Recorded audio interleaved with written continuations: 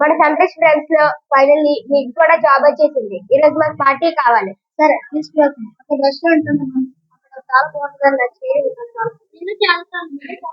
అయితే పదండి వెళ్దాం.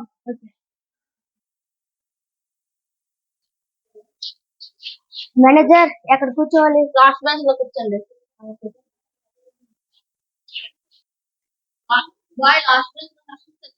Okay sir.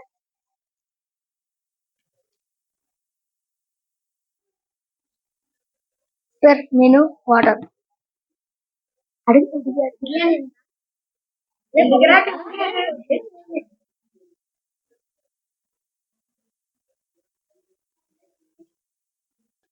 Chicken lollipop and dum biryani. Okay sir. అన్నట్టు మనకి వచ్చిన వెయిటర్ చిన్నపిల్లల్లాగా ఉన్నాడు కదా. 14 years లోగా ఉన్న వాళ్ళు ఎక్కడ పని చేయకూడదు కదా. అది నిజమే. కూడా వస్తుంది. అయితే మనం మేనేజర్ దగ్గరికి వెళ్ళి కంప్లైంట్ ఇద్దాం.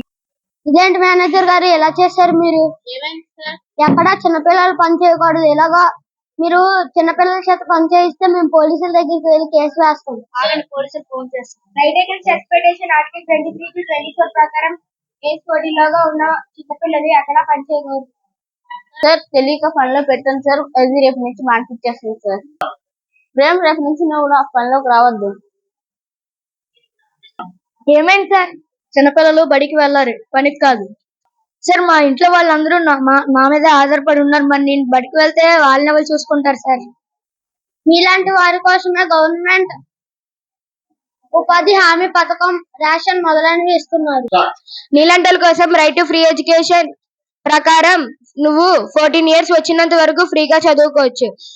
నువ్వు ఎప్పుడు చదువుకోకపోతే ఇలా సర్వర్ గానే మిగిలిపోతావు. బాగా చదువుకుంటే డాక్టరా, కలెక్టరా అవుతావు.